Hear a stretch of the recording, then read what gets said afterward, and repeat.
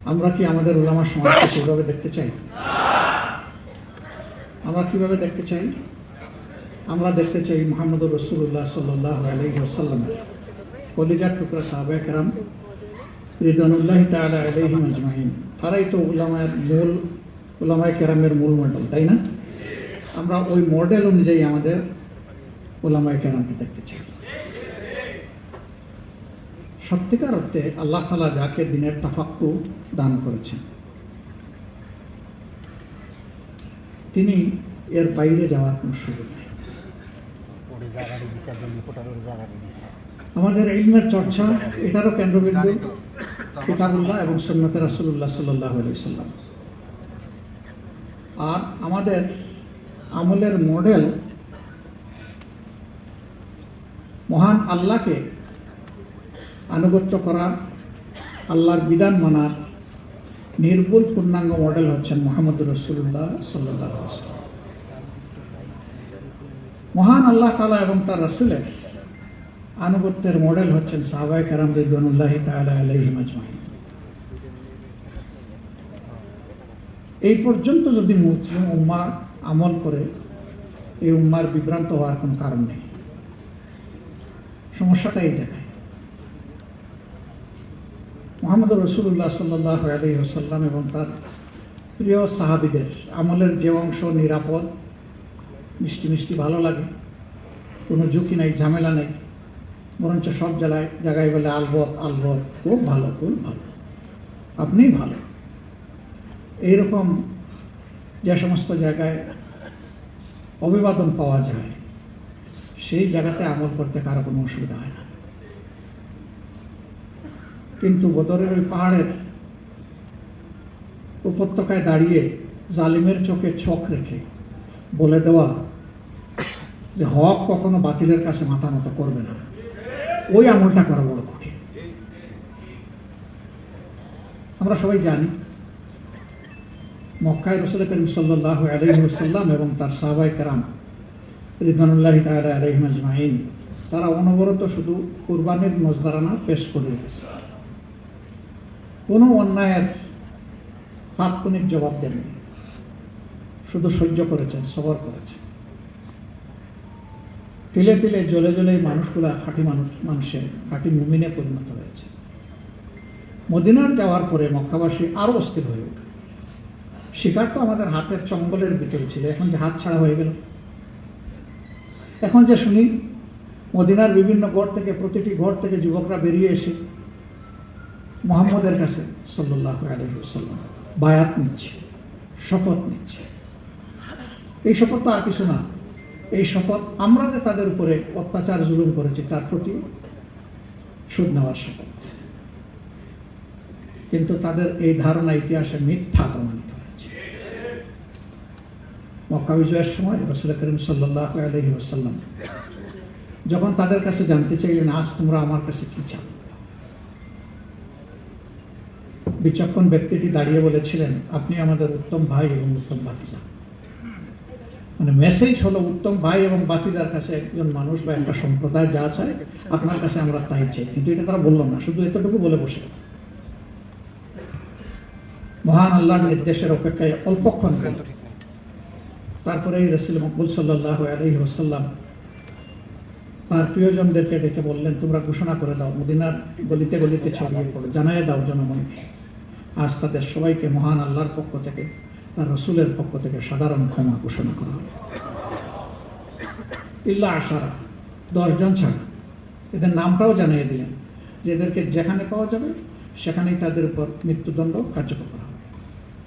এটি এ কারণে নয় যে তারা আল্লাহ রসুলকে, আল্লাহ তাআলাকে অসম্মান করেছে, গালিগালাজ করেছে, বিভিন্নভাবে কষ্ট দিয়েছে, এই জন্য নয়। তারা ছিল নিরীহ মানুষের খুনি, আর খুনের বিচার হচ্ছে তাকে দুনিয়া থেকে এইভাবে বিদায় নিতে হবে। কিন্তু না, সেই 10 জনের উপরেও আর এই রায় কার্যকর হলো না। 3 জন বা 4 জনের বেশি না। বাকিরা আত্মগোপনে গেল, পালিয়ে গেল। পরে এসে আশ্রয় চাইল, নিরাপত্তা চাইল। রাসূল মুহাম্মদ সাল্লাল্লাহু আলাইহি ওয়াসাল্লাম তাদেরকে নিরাপত্তাও দিলেন। আবু জাহলের সন্তান ইকরামার স্ত্রী তার ছোট ছোট বাচ্চাদের নিয়ে যখন আল্লাহ রসুলের দরবারে হাজির হয়ে বলল যে আমি একটা অসহায় মানুষ, আমার পরিবারে বড় অভিভাবক ছিলেন আমর ইবনে হিশাম। আবু জাহেল তো আল্লাহ এবং মুমিনদের দেওয়া উপলব্ধ, মানে লকব। তো তিনি তো বদর যুদ্ধে নাই হয়ে গেছেন আপনার বাহিনীর হাতে। এরপরে আমার স্বামী ইকরামা জীবিত ছিল, সে তার কৃতকর্মের জন্য ভয়ে পালিয়ে চলে গেছে।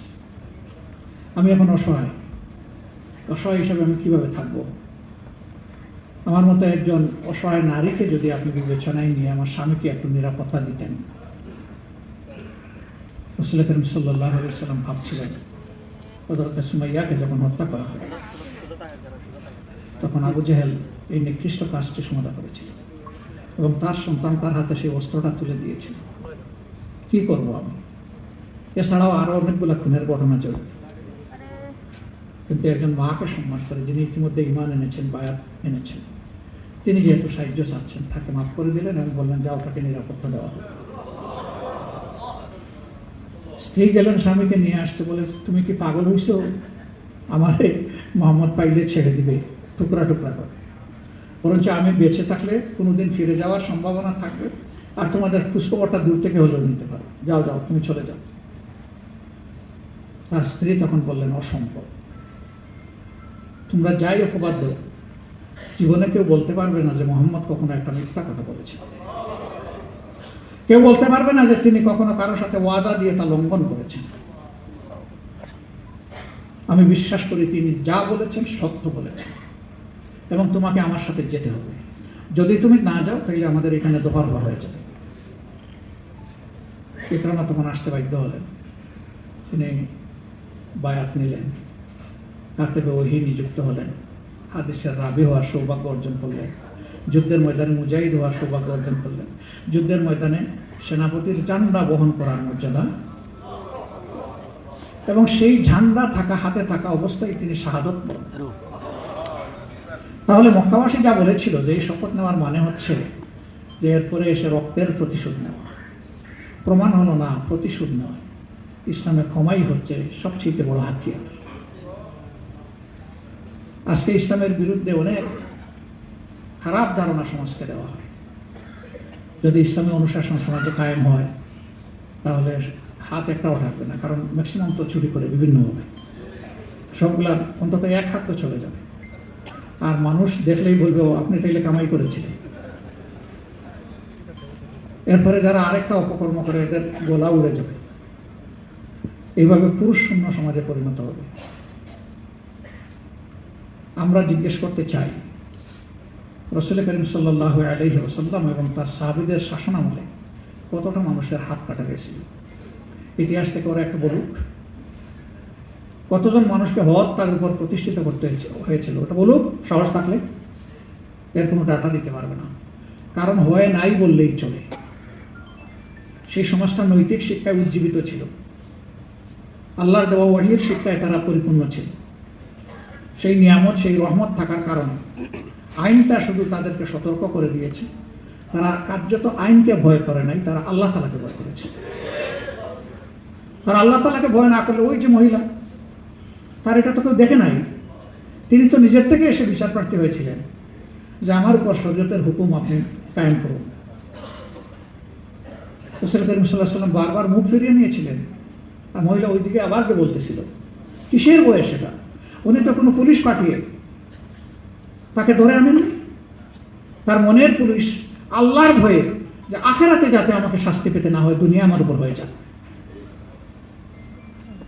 এইরকম যে সমাজের শিক্ষা বিস্তার লাভ করে, সেই সমাজ কখনো অপরাধী হয়ে থাকতে পারে না, সেই সমাজ সংশোধিত হয়ে যায়।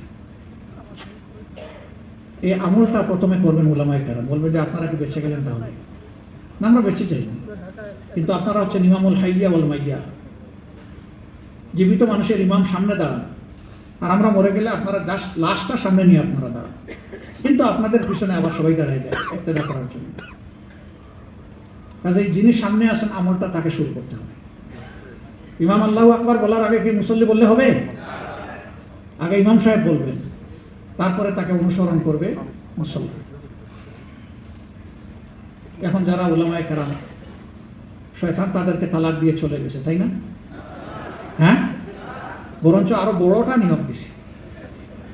যে যে আমার কবজায় চলে আসছে তার সাথে তো আমার শক্তিশালী কাউকে দিয়ে আমার শক্তির অপচয় করার দরকার নাই তো। যে আমার কবজায় এখনো আসেনি তার কাছে যাও, ওখানে যাও, ওরে কাজ করো, কাবু করো।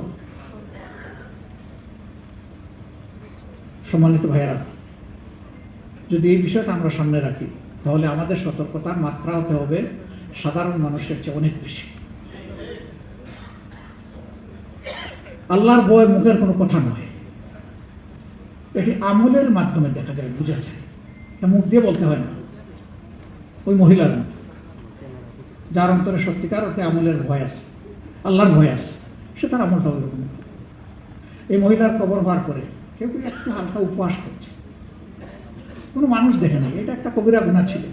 নীরবে তওবা করে নিলে বুঝেই যাচ্ছে যে তিনি দারুণ অনুশোচনা করছেন, অনুতপ্ত। তিনি খালেস দিলে আল্লাহর দরবারে তওবা করলে আল্লাহ তাকে ক্ষমা করে দিতেন। কেউ জানতো না যে তিনি এই কাজটা করেছেন। তার কারণে এখন তিনি, তার পরিবার, তার গোষ্ঠী সমান নামে একটা টিকা লেগে গেল। রাসূলুল্লাহ সাল্লাল্লাহু আলাইহি ওয়াসাল্লামের কানে এই কথাটা আসামাত্রই ডাকলে, তোমরা কি এইরকম কথা বলছিলে? রাসূল করিম সাল্লাল্লাহু আলাইহি ওয়াসাল্লামের সাহাবীরা তো আর সত্য আড়াল করবেন না। তারা বললেন যে আল্লাহ রাসূল, আমরা নিয়তের জায়গা থেকেই বলেছি। তিনি বললেন যে আমি তোমাদেরকে সুসংবাদ দিচ্ছি, তোমরা যদি নিশ্চিত কোনো বেহেশতি মানুষের কবর দেখে নিজের আত্মাকে পরিতৃপ্ত এবং প্রশান্ত করতে চাও, যাও ওই মহিলার কবরটা দেখে আসো। আল্লাহ তাকে কত বড় মর্যাদা দিয়েছে। আজকে আমাদের সমাজে কারো কোনো নিরাপত্তা নাই তিনটা জিনিসের। প্রথমটাই মানুষের সাথে লেগে আছে সম্মান, তারপরে তার জীবন, এরপরে তার সম্পদ। এই তিনটার কোনো নিরাপত্তা আমাদের সমাজে নেই, বিশেষ করে নারী জাতির নেই। অথচ ইসলাম পূর্ব জাহির যুগে নারী জাতিকে তাদের কোনো অধিকারের স্বীকৃতি দেওয়া হতো না, তাদের কোনো ব্যক্তি সত্তার কোনো সক্রিয়তা ছিল না। ইসলাম এসে তাদেরকে মায়ের মর্যাদায় অধিষ্ঠিত করেছে। আমার এক বোন দেখলাম যে আমার মা বোন বলাতে উনি অনেক রাগ করেছে। হ্যাঁ, আপনি কি জানেন যে রাসূল মুহাম্মদ সাল্লাল্লাহু আলাইহি ওয়াসাল্লামকে এক সাহাবী এসে জিজ্ঞেস করলেন, আমার মা বাপ দুইজনই বয়োবৃদ্ধ এবং তারা অসুস্থ, তাদের সেবার ডাক আমার কাছে আসে, কখনো কখনো একসাথে চলে আসে। এই অবস্থায় আমি আগে কার ডাকে সাড়া দেব? রাসূল মুহাম্মদ সাল্লাল্লাহু আলাইহি ওয়াসাল্লাম বললেন, তোমার মায়ের ডাকে। হে আল্লাহ রাসূল, তারপরে কার ডাকে? তোমার মায়ের ডাকে। হে আল্লাহ রাসূল, এরপরে কার ডাকে? তোমার মায়ের ডাকে। চতুর্থবার যখন তিনি জিজ্ঞেস করলেন, বললেন হ্যাঁ, তোমার বাপের ডাকে। কেন? আল্লাহ রাসূল এটাকে তাইলে কোনো বৈষম্য করলেন না, এটা তিনি ইনসাফ করলেন। এই যে আমরা সবাই বসে আসছি, নারী পুরুষ, কোনো বাপ এই দাবি করতে পারবে না যে আমার গর্ভে এই সন্তান আমি ধারণ করেছি। এমন কোনো বাপ আছে যে নিজ গর্ভে সন্তান ধারণ করতে পারবে? পারবে না। আল্লাহ তাআলা এই কোয়ালিটি দেননি। এই নিয়ামত আল্লাহ তাআলা দিয়েছেন নারী জাতিকে। প্রত্যেকটা মানুষ তার বাপের প্রতি শ্রদ্ধাশীল থাকে, কিন্তু মায়ের প্রতি আবেগপ্রবণ থাকে। এই মাকে নিয়ে অসংখ্য মানুষ কবিতা লিখেছে, উপন্যাস লিখেছে, গল্প লিখেছে, জীবনের স্মৃতিচারণ করেছে। মাকে চিঠি লেখলে মাকেই অ্যাড্রেস করে, মা আমি বাড়ি আসছি, আমি আসবো মা। বাপকে লেখা চিঠি খুব কম পাবে। আমিও লিখি নাই, আমিও লিখি আমার মাকেই লিখতাম, মা বাপ জীবিত থাকা অবস্থায়। একইভাবে দুনিয়ায় জন্ম নেওয়ার পরে মায়ের বুকের বুক কোনো বাবা চেষ্টা করলেও এক ড্রপ দুধ দিতে পারবে না তার ইয়ের থেকে। এটা মা। আল্লাহ তাআলা পুষ্টিকর, সুস্বাদু, ভারসাম্যপূর্ণ রিজেক তার জন্য পয়দা করে দিয়েছে। এ মানুষ বড় হয়ে গোটা দুনিয়ার সব কিছুকে আল্লাহর ইচ্ছায় নিয়ন্ত্রণ করে, কিন্তু শিশুবেলা সমস্ত সৃষ্টির মধ্যে মানব শিশুটাই সবচেয়ে দুর্বল থাকে। দেখবেন ডিম থেকে বাচ্চা ফুটে একটা মুরগের বাচ্চা ফুটার সাথে সাথে দৌড় শুরু করে দেয়, ফুটে ফুটে সে তার খাবার তুলে নেয়। কিন্তু মানুষের বাচ্চা দৌড়াতে তো দূরের কথা, বসতেই তো পারে না, তার প্রয়োজনের কথা বলতে পারে না, নিজের খাবার নিজে খেতে পারে না, মাকে তাকে খাইয়ে দিতে হয়। এরপরে মায়ের বুকের বিছানায় সে বড় হয়, মায়ের যত্নেই সে মানুষ হয়।